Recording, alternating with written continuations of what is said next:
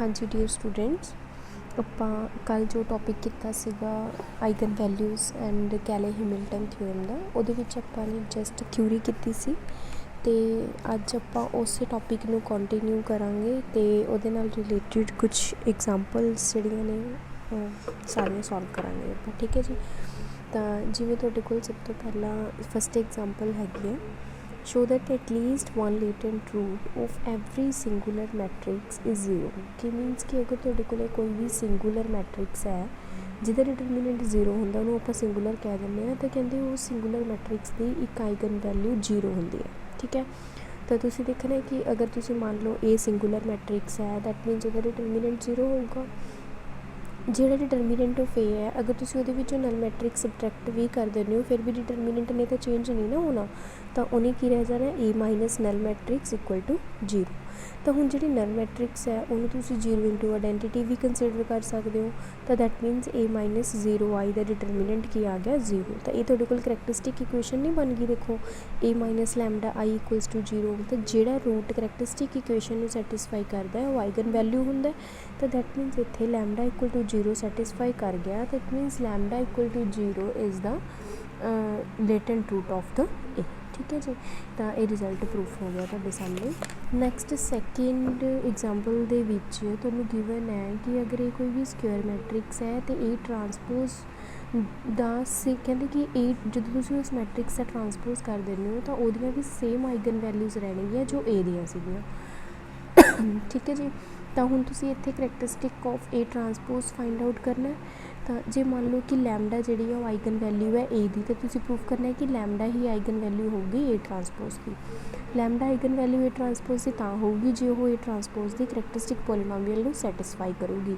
ਤਾਂ ਤੁਸੀਂ ਏ ਟਰਾਂਸਪੋਜ਼ ਦੀ ਕਰੈਕਟਰਿਸਟਿਕ polynomial consider ਕੀਤੀ ਏ ਟਰਾਂਸਪੋਜ਼ ਮਾਈਨਸ ਲੈਮਡਾ ਆਫ ਆਈ, ਇਹਨੂੰ ਤੁਸੀਂ ਲਿਖਿਆ ਏ ਮਾਈਨਸ ਲੈਮਡਾ ਆਈ ਦਾ ਟਰਾਂਸਪੋਜ਼ ਕਰ ਸਕਦੇ ਹੋ, ਕਿਉਂਕਿ ਟਰਾਂਸਪੋਜ਼ ਕਰਨ ਤੋਂ ਬਾਅਦ ਜਿਹੜਾ ਡਿਟਰਮੀਨੈਂਟ ਹੁੰਦਾ ਕਿਸੇ ਵੀ ਮੈਟਰਿਕਸ ਦਾ ਉਹ ਸੇਮ ਰਹਿੰਦਾ, ਡਿਟਰਮੀਨੈਂਟ 'ਤੇ ਕੋਈ ਇਫੈਕਟ ਨਹੀਂ ਪੈਂਦਾ ਹੈਗਾ।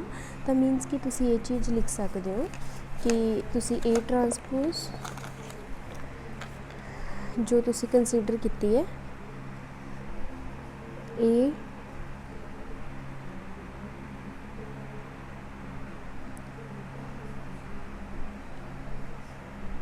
ਏ transpose minus lambda of identity equals to, ਇਹਨੂੰ ਤੁਸੀਂ ਲਿਖ ਸਕਦੇ ਹੋ ਏ ਮਾਈਨਸ ਲੈਮਡਾ ਆਈ ਦਾ ਟਰਾਂਸਪੋਜ਼ ਲਿਖ ਸਕਦੇ ਹੋ ਨਾ। ਠੀਕ ਹੈ। ਕਿਉਂਕਿ ਇਹਨੂੰ ਕਿਵੇਂ ਲਿਖ ਸਕਦੇ ਹਾਂ, ਮੰਨ ਲਓ ਕਿ ਅਗਰ ਤੁਸੀਂ ਏ ਮਾਈਨਸ ਲੈਮਡਾ ਆਈ ਦੇ ਟਰਾਂਸਪੋਜ਼ ਨੂੰ ਤੁਸੀਂ ਓਪਨ ਕਰਦੇ ਹੋ ਤਾਂ ਉਹਨੂੰ ਤੁਸੀਂ ਏ ਟਰਾਂਸਪੋਜ਼ ਮਾਈਨਸ ਲੈਮਡਾ ਆਈ ਦਾ ਟਰਾਂਸਪੋਜ਼ ਲਿਖ ਕੇ ਏ ਟਰਾਂਸਪੋਜ਼ ਮਾਈਨਸ ਲੈਮਡਾ ਆਈ ਲਿਖ ਸਕਦੇ ਕਿਉਂਕਿ ਆਈ ਟਰਾਂਸਪੋਜ਼ ਇਜ਼ ਆਈ। ਠੀਕ ਹੈ। ਅਤੇ ਉਸ ਤੋਂ ਬਾਅਦ ਇਹ ਸਾਰੀ ਮੈਟਰਿਕਸ ਹੈ ਟਰਾਂਸਪੋਜ਼ ਕਰਕੇ ਡਿਟਰਮੀਨੈਂਟ ਇਹਨੂੰ ਮੈਂ ਲਿਖ ਸਕਦੀ ਹਾਂ ਏ ਮਾਈਨਸ ਲੈਮਡਾ ਆਈ। ਤਾਂ ਹੁਣ ਤੁਸੀਂ ਦੇਖੋ ਜਿਹੜੀ ਏ ਟਰਾਂਸਪੋਜ਼ ਦੀ ਕਰੈਕਟਰਿਸਟਿਕ ਪੋਲੀਨੋਮੀਅਲ ਸੀ ਅਤੇ ਜਿਹੜੀ ਏ ਦੀ ਕਰੈਕਟਰਿਸਟਿਕ ਪੋਲੀਨੋਮੀਅਲ ਹੈ ਬੋਥ ਆਰ ਇਕੁਅਲ। ਤਾਂ ਇਟ ਮੀਨਸ ਜਿਹੜੀਆਂ ਆਈਗਨ ਵੈਲਿਊਜ਼ ਏ ਦੀਆਂ ਹੋਣੀਆਂ ਨੇ ਉਹੀ ਆਈਗਨ ਵੈਲਿਊਜ਼ ਏ ਟਰਾਂਸਪੋਜ਼ ਦੀਆਂ ਹੋਣਗੀਆਂ। ਦੈਟ ਵੀ ਹੈ ਪ੍ਰੂਫ। ਠੀਕ ਹੈ ਨਾ। ਅਤੇ ਪ੍ਰੂਫ ਤੁਹਾਡੇ ਕੋਲ ਹੋ ਚੁੱਕਿਆ ਹੈ ਕਿ ਪ੍ਰੂਫ ਕਰਨਾ ਸੀ ਕਿ ਸਕੁਅਰ ਮੈਟਰਿਕਸ ਏ ਦੀਆਂ ਅਤੇ ਸਕੁਅਰ ਮੈਟਰਿਕਸ ਏ ਟਰਾਂਸਪੋਜ਼ ਦੀਆਂ ਸੇਮ ਆਈਗਨ ਵੈਲਿਊਜ਼ ਹੋਣਗੀਆਂ। ਨੈਕਸਟ ਥਰਡ ਦੇ ਵਿੱਚ ਹੈ ਕਿ ਤੁਸੀਂ ਪਹਿਲਾਂ ਤਾਂ ਇਹ ਦੱਸਣਾ ਕਿ ਸਿਮੀਲਰ ਮੈਟਰਿਸਿਸ ਕੀ ਹੁੰਦੀਆਂ ਨੇ, ਫਿਰ ਸ਼ੋ ਕਰਨਾ ਕਿ ਜਿਹੜੀਆਂ ਸਿਮੀਲਰ ਮੈਟਰਿਸਿਸ ਹੁੰਦੀਆਂ ਨੇ ਉਹਨਾਂ ਦੀਆਂ ਸੇਮ ਆਈਗਨ ਵੈਲਿਊਜ਼ ਹੁੰਦੀਆਂ ਨੇ। ਠੀਕ ਹੈ ਨਾ। ਤਾਂ ਸਭ ਤੋਂ ਪਹਿਲਾਂ ਤਾਂ ਤੁਹਾਨੂੰ ਇਹ ਪਤਾ ਹੋਵੇ ਕਿ ਜਿਹੜੀਆਂ ਸਿਮੀਲਰ ਮੈਟਰਿਸਿਸ ਨੇ ਉਹ ਕੀ ਹੁੰਦੀਆਂ ਨੇ। ਦੋ ਮੈਟਰਿਸਿਸ ਜਿਹੜੀਆਂ ਸਕੁਅਰ ਨੇ ਉਹਨਾਂ ਨੂੰ ਆਪਾਂ ਸਿਮੀਲਰ ਉਦੋਂ ਕਹਾਂਗੇ ਜਦੋਂ ਉਹਨਾਂ ਦੇ ਕਰਸਪੋਂਡਿੰਗ ਇੱਕ ਅਨਦਰ ਮੈਟਰਿਕਸ ਐਗਜ਼ਿਸਟ ਕਰੂਗੀ। ਪੀ ਸਪੋਜ਼ ਕਰੋ ਇਨਵਰਟੀਬਲ ਹੋਣੀ ਚਾਹੀਦੀ ਹੈ P such that B equal to P inverse A P. ਠੀਕ ਹੈ ਜੀ। ਤਾਂ ਹੁਣ ਆਪਾਂ ਮੰਨ ਕੇ ਚੱਲਦੇ ਹਾਂ ਕਿ ਏ ਅਤੇ ਬੀ ਸਿਮੀਲਰ ਨੇ। ਆਪਾਂ ਨੇ ਪ੍ਰੂਫ ਕਰਨਾ ਕਿ ਏ ਅਤੇ ਬੀ ਦੀਆਂ ਸੇਮ ਆਈਗਨ ਵੈਲਿਊਜ਼ ਐਗਜ਼ਿਸਟ ਕਰਦੀਆਂ ਨੇ। ਤੁਸੀਂ ਸਪੋਜ਼ ਕਰ ਲਓ lambda is an eigen value of B. ਅਗਰ ਲੈਮਡਾ ਬੀ ਦੀ ਆਈਗਨ ਵੈਲਿਊ ਹੈ ਤਾਂ ਉਹਦੀ ਕਰੈਕਟਰਿਸਟਿਕ ਪੋਲੀਨੋਮੀਅਲ ਨੂੰ ਸੈਟਿਸਫਾਈ ਕਰੂਗੀ। ਅੱਛਾ, ਅਗਰ ਆਪਾਂ ਇਹ ਚੀਜ਼ ਪ੍ਰੂਫ ਕਰ ਦਈਏ ਕਿ ਏ ਅਤੇ ਬੀ ਦੀਆਂ ਸੇਮ ਕਰੈਕਟਰਿਸਟਿਕ ਪੋਲੀਨੋਮੀਅਲਸ ਨੇ ਤਾਂ ਆਈਗਨ ਵੈਲਿਊਜ਼ ਤਾਂ ਨੈਚੁਰਲੀ ਇਕੁਅਲ ਆ ਜਾਣਗੀਆਂ ਨਾ। ਤਾਂ ਤੁਸੀਂ ਆਪਾਂ ਨੇ ਦੋਹਾਂ ਦੀਆਂ ਕਰੈਕਟਰਿਸਟਿਕ ਪੋਲੀਨੋਮੀਅਲਸ ਨੂੰ ਇਕੁਅਲ ਕਰ ਦਿੰਦੇ ਹਾਂ, ਜਿਹੜੀ ਕਿ ਕਿਹਦੇ ਇਕੁਅਲ ਆਣੀ ਹੈ ਬੀ ਮਾਈਨਸ ਲੈਮਡਾ ਆਈ ਦੇ। ਤੁਸੀਂ ਇਹਦੇ ਵਿੱਚੋਂ ਬੀ ਦੀ ਵੈਲਿਊ ਪੁੱਟ ਕੀਤੀ ਪੀ ਇਨਵਰਸ ਏ ਪੀ ਅਤੇ ये तुहाडे सामने आ गया। फिर उस तो बाद तुसीं तिन्नां दा डिटरमिनेंट अलग अलग जदों कीता तो तुहाडे कोल बन जूगा पी इनवर्स दा determinant A minus lambda I दा डिटरमिनेंट ऑफ पी। इन्हां दोहां दा डिटरमिनेंट कैंसल होकर तुहाडे कोल आइडेंटिटी दा डिटरमिनेंट बन जूगा तो तुहाडे कोल इक्वेशन बन गई बी माइनस लैमडा आई दा determinant equals to A minus lambda I दा डिटरमिनेंट। तो इत्थे तुसीं कह सकदे हो कि जिहड़ी बी दी करैक्टरिस्टिक पोलीनोमीअल है वो ए दी करैक्टरिस्टिक पोलीनोमीअल दे नाल बिल्कुल सेम है। तो जो करैक्टरिस्टिक पोलीनोमीअल सेम हो जांदियां ने दैन आइगन वैल्यूज़ भी सेम हो जांदियां ने। तो नैक्सट तुसीं शो करना है कि जिहड़ी डायगोनल मैट्रिक्स है उहदियां आइगन वैल्यूज़ उही हुंदियां ने जो डायगोनल एलीमेंट्स हुंदे ने। तो तुसीं एक डायगोनल मैट्रिक्स कंसीडर कीती जिहदियां डायगोनल एंट्रीज़ हैगियां ने A11 A22 ANN तक, ठीक है, N क्रॉस N दी स्क्वेयर मैट्रिक्स तुसीं कंसीडर कीती है। तो हुण तुसीं लैमडा आई जो कंसीडर करोगे तो ये चीज़ बन जूगी जो तुसीं सबट्रैक्ट करोगे तो वह डिटरमिनेंट फाइंड करोगे। तुहानूं पता है कि जी डायगोनल एंट्री मैट्रिक्स होंदी है उहदियां जिहड़ा डिटरमिनेंट हुंदा वो हुंदा product of the diagonal entries. तो इत्थे तुहाडे कोल आ जाऊगा A11 जो तुसीं इस फैक्टर्स नूं इक्वल टू 0 रखोगे तो हर एक फैक्टर इक्वल टू 0 बन जाऊगा। जो तुहाडे कोल लैमडा दी वैल्यूज़ आ जाएंगी A11 इत्थों आ जाऊगी A22 ANN। तो ये देखो वही वैल्यूज़ ने जिहड़ियां डायगोनल एलीमेंट सीगे है ना। तो तुसीं इत्थों कह सकते हो कि जिहड़ियां डायगोनल मैट्रिसेस होंदियां ने उन्हां दी आइगन वैल्यूज़ उही होंदियां ने जिहड़ियां कि डायगोनल एंट्रीज होंदियां ने। नैक्सट शो करना है कि अगर लैमडा ए दी आइगन वैल्यू है तो प्रूफ करना है कि lambda raise to power M A raise to power M दी आइगन वैल्यू है।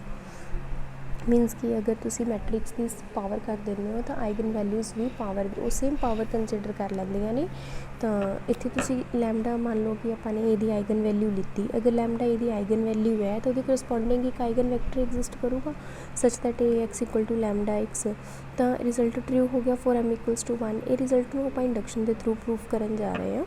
सेम सैकेंड रिजल्ट के विच तुसी अज्यूम करके चले हो कि जिहड़ा ये रिजल्ट है वो एम इक्वल टू के दे लई ट्रू है। तो तुसी अज्यूम किया ए रेज़ टू पावर के एक्स इक्वल टू लैमडा के रेज़ टू पावर एक्स। तो इत्थों फिर तुसी उस तो बाद प्री मल्टीप्लाई किया दोनों साइड विद ए।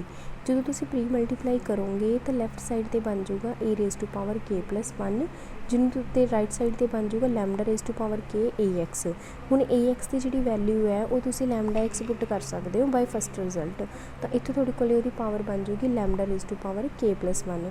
तो रिजल्ट के प्लस 1 के लिए भी प्रूफ हो गया। इट मीनस तुसी कह दोगे कि रिजल्ट हर एक नैचुरल नंबर के लिए प्रूफ हो गया। तो वही शो कर सकते हैं कि जी lambda raise to power M है वो A raise to power M की आइगन वैल्यू होगा। ठीक है। तो नैक्सट 6th एग्जाम्पल के तुहाडे कोल हैगा कि अगर अल्फा किसी भी नॉन सिंगुलर मैट्रिक्स की आइगन वैल्यू है तो प्रूफ करना है कि determinant of A by alpha भी आइगन वैल्यू होगा एडजॉइंट ऑफ ए दी। ठीक है। तो हुण ये वास्ते अगर अल्फा आइगन वैल्यू है नॉन सिंगुलर मैट्रिक्स की तो ये 0 नहीं हो सकता क्योंकि अगर अल्फा 0 हो गया then matrix should be singular. ठीक है ना। तो अल्फा अगर नॉन जीरो है तो आपने एग्जिस्ट करवाया एक non zero column vector such that A X equal to alpha of X. Adjoint of A दे नाल प्री मल्टीप्लाई किया तो उस तो बाद जो तुसी एडजॉइंट ऑफ ए दे नाल प्री मल्टीप्लाई करोगे तो ये स्टेटमेंट बन जानी है adjoint of A into A X equal to alpha adjoint of A into X. Adjoint of A into A is determinant of A identity है ना। तो इत्थों अपने को आ गया एडजॉइंट ऑफ ए एक्स। ये अल्फा तुहाडा नाल चलूगा इत्थे अल्फा लिखिया नहीं होया तो इत्थे अल्फा आ जाऊगा। ठीक है जी। तो इत्थों आ जाऊगा एडजॉइंट ऑफ ए जो अल्फा से अपन इधर आके डिवाइड करता तो प्रूफ हो गया determinant of A by alpha is an eigen value of A. हुण नैक्सट तुहाडे कोल एक प्रैक्टिकल एग्जाम्पल है जिहदे विच तुसीं तुहानूं 3x3 की मैट्रिक्स दित्ती हुई है तो तुसीं ओहदी आइगन वैल्यूज़ ते आइगन वैक्टर्स कढ के आइगन वैल्यूज़ कढ के दिखाणियां ने। तो हुण किवें करना है फिर तुसीं मैट्रिक्स गिवन है आइडेंटिटी कंसीडर कर ली तुसीं करैक्टरिस्टिक पॉलीनोमियल लिखती ए माइनस लैमडा ऑफ आई। जो ए माइनस लैमडा ऑफ आई का डिटरमिनेंट तुसीं सॉल्व किया बाय एक्सपैंडिंग इन्होंने फस्ट रो नूं लैके एक्सपैंड किया होया तो वो तुहाडे कोल लैमडा दे विच क्यूबिक इक्वेशन बन गई। हुण इस क्यूबिक इक्वेशन दे तुहानूं पता है कि जो लैमडा दे विच क्यूबिक इक्वेशन है दैट मीनस लैमडा दी 3 वैल्यूज़ आउणगियां। ठीक है। वो लैमडा दी जिहड़ियां 3 वैल्यूज़ आउणगियां उही तुहाडे कोल आइगन वैल्यूज़ होणगियां। ठीक है ना। तो हुण तुसीं इनू सॉल्व किया हिट एंड ट्रायल दे नाल तुसीं लैमडा इक्वल्स टू 1 पुट करके बाकी दे 2 रूट कढ ले। तुसीं किहड़े भी मैथड नाल सॉल्व कर सकते हो। मैथड जरूरी नहीं कि तुसीं यही फॉलो करना है। क्यूबिक तुहानूं सॉल्व करनी आती है तो जिहड़ियां 3 वैल्यूज़ आ गई लैमडा दी that are the eigen values. Next हैगा कि करैक्टरिस्टिक रूट फाइंड करने दिते हुए हैं तो उन्होंने 0 3 एंड 15 तुसीं के दी वैल्यू कढनी है। हुण तुसीं इत्थे एक गौर करो वैसे तो इन्होंने बहुत लंबे प्रोसैस नाल कीता होया ਤੁਸੀਂ ਦੇਖੋ ਇਹਦਾ ਸਿੰਪਲੀ ਵੀ ਕਰ ਸਕਦੇ ਹੋ ਕਿ ਜਦੋਂ ਆਪਾਂ ਨੂੰ ਪਤਾ ਹੈ ਕਿ ਇਹਦੀ ਆਈਗਨ ਵੈਲਿਊ 0 ਹੈ ਤਾਂ 0 ਆਈਗਨ ਵੈਲਿਊ ਤਾਂ ਤਦ ਹੀ ਹੁੰਦੀ ਹੈ ਨਾ ਅਗਰ ਮੈਟ੍ਰਿਕਸ ਸਿੰਗੂਲਰ ਹੁੰਦੀ ਹੈ। ਤੁਸੀਂ ਸਿੱਧਾ ਡਿਟਰਮੀਨੈਂਟ ਇਕੁਅਲ ਟੂ 0 ਕਰ ਲਓ, ਠੀਕ ਹੈ। ਇਸ ਮੈਟ੍ਰਿਕਸ ਦਾ ਡਿਟਰਮੀਨੈਂਟ ਇਕੁਅਲ ਟੂ 0 ਕਰਕੇ ਕੇ ਦੀ ਵੈਲਿਊ ਤੁਹਾਡੇ ਕੋਲ ਈਜ਼ੀਲੀ ਫਾਈਂਡ ਆਊਟ ਹੋ ਜੂਗੀ।